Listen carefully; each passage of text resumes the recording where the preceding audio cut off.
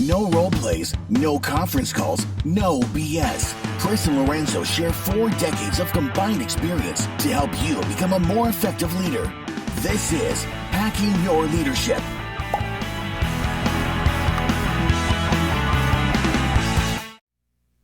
Welcome to Hacking Your Leadership. I'm Chris. And I'm Lorenzo. And Lorenzo, on this episode, I want to talk about an interaction I had with a person at one of the companies I consult for.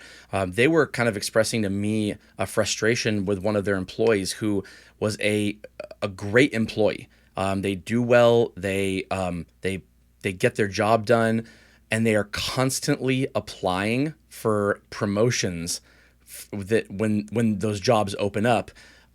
Even for things that they are 100% not ready for. Like, we're trying to skip multiple levels in their organization, kind of jump the ladder quickly. And the first time that this happened, the person expressed to me that it was kind of cool to see that level of ambition. They're not used to seeing that from a lot of people. Some people have to kind of be coaxed out of their shell to do this, and they kind of liked this. But it's becoming frustrating because this person feels like they're having a lot of conversations with their employee around making sure that they don't actively start disengaging in their job and they don't lose that ambition and that drive to succeed, while also constantly being told, no, you can't get this job, you can't get this promotion. And they reached out to me to, wonder like, what do you do? How do I prevent this from happening without losing the engagement I'm getting from this employee who does really great work? It's a great conversation. I think this happens to a lot of people. Maybe even especially the earlier you are in your career and the less experience you have. Yeah, no, I think it's, ambition is great. You want people that want for more. And I look at ambition as like, I take the kind of the positive spin on it. It's like you want to learn, you want to grow, you want to develop. I don't necessarily look at ambition as like I just want the next title. Sure. Sometimes people fall into that trap of like they're just trying to get the next job to get the next job to get the next job. They're only looking at something like compensation. And again, like keep it 100. Like compensation matters, money matters. People want to make more money. Like I get all of that. But when I hear ambition, I think somebody is really motivated and driven to do more. Mm-hmm. And so I think it's really important. You're gonna when you have a balanced team, you're gonna have some people that are just like happy with what they do. They're really kind of like they feel good about the role that they have. It works well for them. It works well for their lifestyle. It works well for their passions. And they're open to learn. Maybe they don't want to go into like the next job or a different job, but that's going to happen. And you're going to have those people on your team, and you need that on a team. You need some stability in some of those types of spaces. But when it comes to people having ambition, yeah, I like to see it. But to your point, it requires a different level of conversation. It requires more time and attention to give to them, to provide perspective, to ask questions, to give analogies, to help them to understand and talk about things that are going to help them to have the ambition and take in what they are learning and what they're kind of getting on their path of growth, and not just thinking about the next thing. Because if you get hyper focused on that next thing, it can feel like all you're getting is turn downs, all you're getting is no's, instead of taking the time and appreciating all that you're learning on the way. And then all of a sudden, it's like you start to get yeses a lot more often, and it starts to feel a lot better. And you start to understand that the journey in this space, and like Simon Sinek says, an infinite game, like this idea that you're constantly looking to improve and to grow and to develop, and that the jobs that you get, these are just mile markers on your way through your life. Yes, you want the next job. Yes, you want that responsibility. Yes, you want kind of the things that come with that. But these are going to happen if you stay at that higher level and you really think about what you're learning. Right. I like that you used the example. The word you used was mile marker just now. And I love that, because what I'm thinking when I see employees react this way or act this way, I think that it is possible that they're just looking for more compensation or more money or another title, or they're looking for those things. But what it's rooted in often is they're looking for validation. They're looking for some type of way of being able to say, I'm doing a good job. And you think about mile markers. If you're running a marathon and someone just took away all the mile markers. So it was just, I got to run 26.2 miles, and I don't even know when I've hit mile 1, 2, 3, 4. Oh my gosh, how much harder would that be psychologically to get to that marathon than if there were mile markers along the way? I don't know anybody who would embark on that. Like, why put yourself even through that without even knowing? Like, you could start to tell yourself, I'm further along than I am, from a standpoint of like trying to psych yourself up, and then all of a sudden you find out how far back you are, and it becomes really discouraging. Or you get discouraged thinking, I'm so far away, why even try? And you don't realize how far along you are. But neither of those scenarios is good. But what is very common is for you to have an inaccurate vision of where you actually are without those mile markers along the way. And this is exactly the same thing. If you have employees who are looking for these things, they want validation. And if they're not getting it from you as a leader on the work that they're doing every day, or by being rewarded with more responsibility, or bigger asks from you to kind of stretch themselves or think outside the box, they're going to look for it in other ways, such as, I want to get promoted, I want more money, I want more responsibility officially. And those are important too, but the appetite or the hunger for them, and how that can be tempered with kind of patience and a realization that sometimes things move slowly, those are much easier pills to swallow if you're in a situation where your leader is giving you that validation and that feedback, on a much more frequent basis, that doesn't necessarily have to come with, more responsibility or a different title or more money. Again, if you want to stretch and you want to grow, then you should be able to do that, and your leadership should be able to validate that with more of that for you. But if you're not doing that, then chances are the leadership that you report to is not doing a great job. The other aspect I want to kind of talk about when it comes to this is, if you as a leader are experiencing this. So if you want to grow and develop, and you're applying for things, or you feel like you're stagnating, how can you do a better job at balancing these two things so that you aren't viewed this way by your boss? And instead, because if you're a leader, you have a bigger responsibility to this. It's not just an individual contributor who is, maybe needs some coaching up on the right way to go about these things.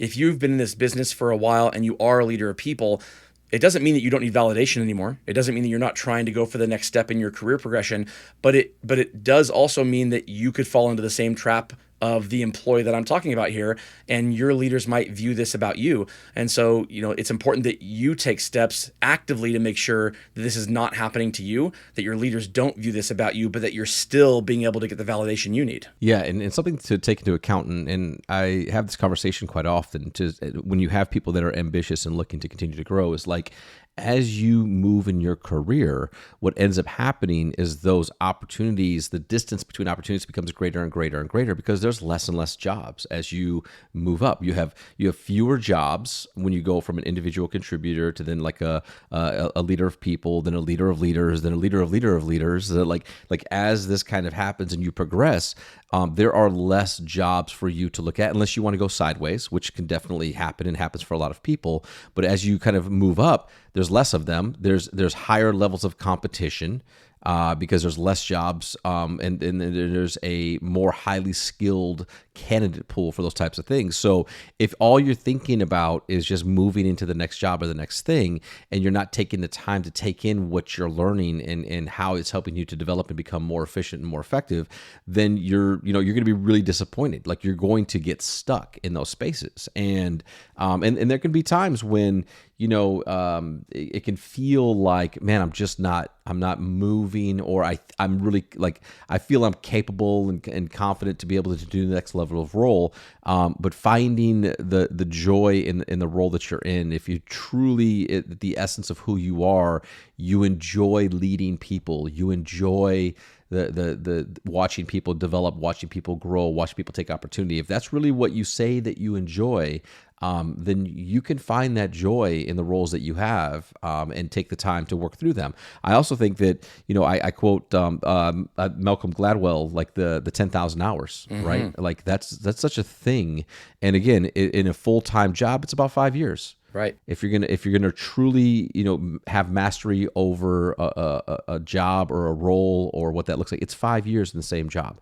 I'm not saying everybody has to have 5 years in the job to master it or at least become proficient enough to take on the next responsibility. But there is something about taking the time in a role to not just have short-term success, to not just have like success over the course of a year or two, but to have the opportunity to influence peers, to have the opportunity to solidify your leadership style, to have the opportunity to see pretty much and experience anything that could possibly happen in the role that you have, and to continue to build your network, gain perspective, and take in additional mentors and leaders and partners in your career development. If you start to look now at that 5 years, you start to see that like there's a lot that you can do in that space where you are continually growing yourself, growing your brand, growing your influence, and these become imperative as then you take the next step to take the next step. So like, this time that's needed is really, really important if you're not just looking to get the next job, but you want to be successful in that job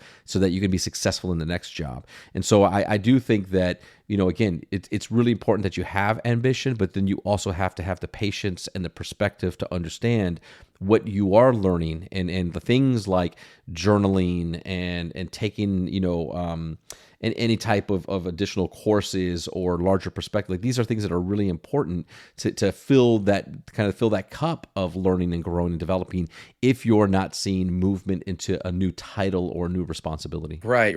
The idea of mastery is something that can't be expedited. It truly just takes time. And you're right. Like most jobs, you don't have to spend 5 years in a role in order to master it.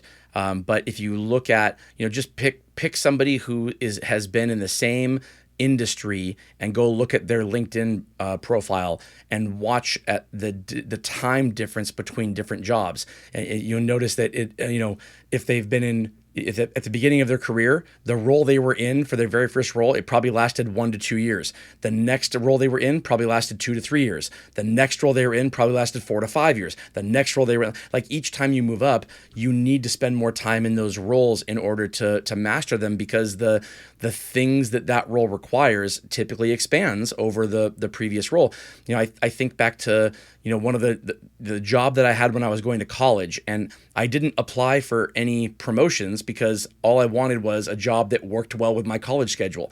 And the number of times that I had been in the role for 3 or 4 years while going to college, where people who were either peers of mine or newer to the organization or even leaders of the organization would have a problem with something. They're trying to solve an issue and they couldn't figure out why something was doing something, either a system or a way to solve a problem. And I was able to very easily say, oh, no, just do this and this and this. And it worked. And they would look at me like, how did you know that? And the answer would almost always be, I saw it once before. It's been like a year or two. I've never seen this issue before besides this one time. But I had to struggle to solve it myself when it happened to me 1 or 2 or 3 years ago. And when I figured it out, that information gets filed away and you don't know if you'll ever need it again. But I'll tell you, when it feels really good when you do need it and you're able to do something for somebody else where they were like, oh my gosh, like this is, how could you ever have known how to do this? There's no way to expedite that. There's no way to put yourself in situations where that happens to you and you're able to learn from it. You just have to do the job.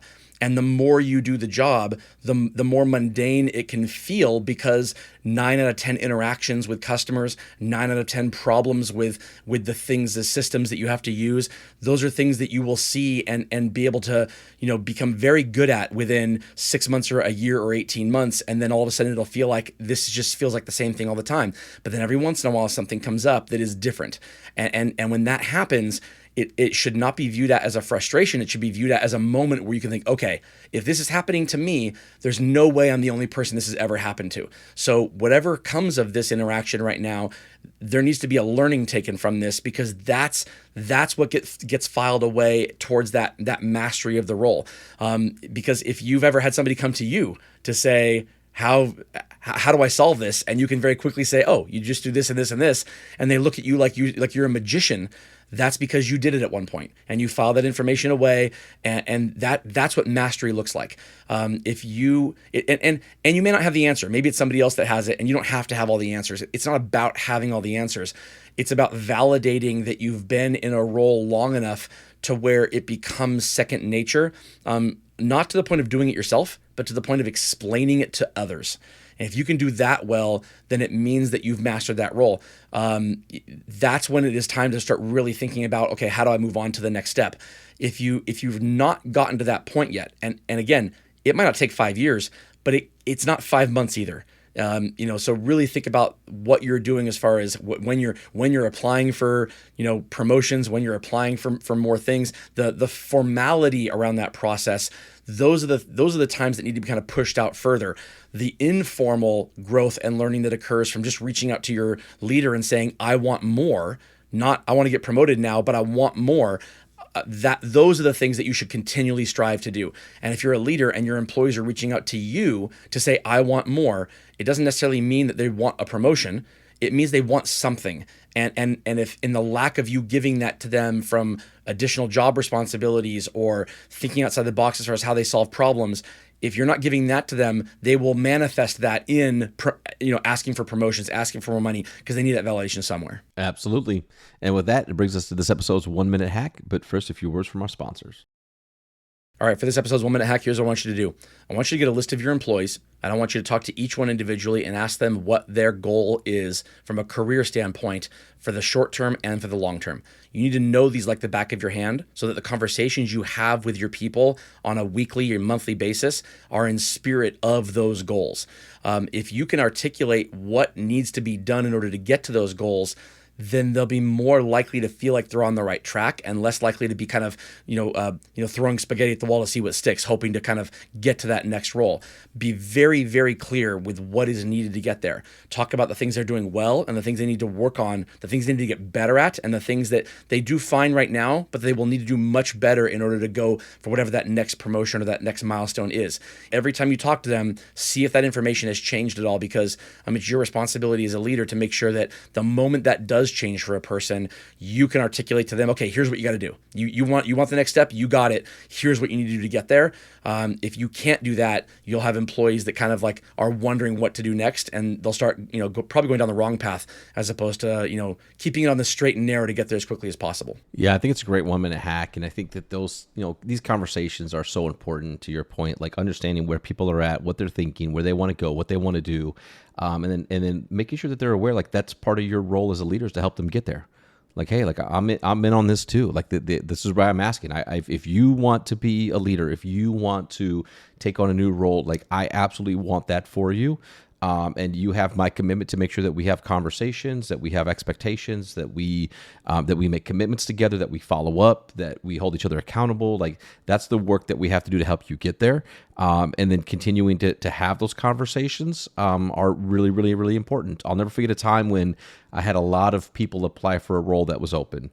And I had just gotten to the team, and I wanted to sit down and talk with every one of them. And so I had every single conversation. We made a decision. But as a part of that conversation, I said, look, here's my commitment. Regardless of the outcome, whatever decision we're going to make, we're going to have follow-up time together. And I want to sit down and talk to you about next steps. Whether if you get the job, then it'll be next steps and like the plan that we have and what you need to work on. If you don't, we'll have next steps and the plan that you're going to have because you want to have this role. And so we did that. We sat down. I sat down with all of them. I asked for what's the work they want to do, what are their commitments, what are they going to focus on, what's the impact they want to have. Everybody had answers. And then lo and behold, that same job opened up again about 4.5 months later, right? And what ended up happening was about half of those people did not even apply for the job. That's a good thing. That's a clarity that they didn't have before. Those same people that didn't apply have applied for other jobs and got them and have moved on in their careers. But it was an eye-opening moment of clarity for them to say, like, look, if you're serious about moving up, if you're serious about getting these jobs, you also have to be serious about showing up every day and doing the work. And if you're going to make commitments and say, these are the things I'm going to go do to get ready, you never know when these opportunities will open up and exist.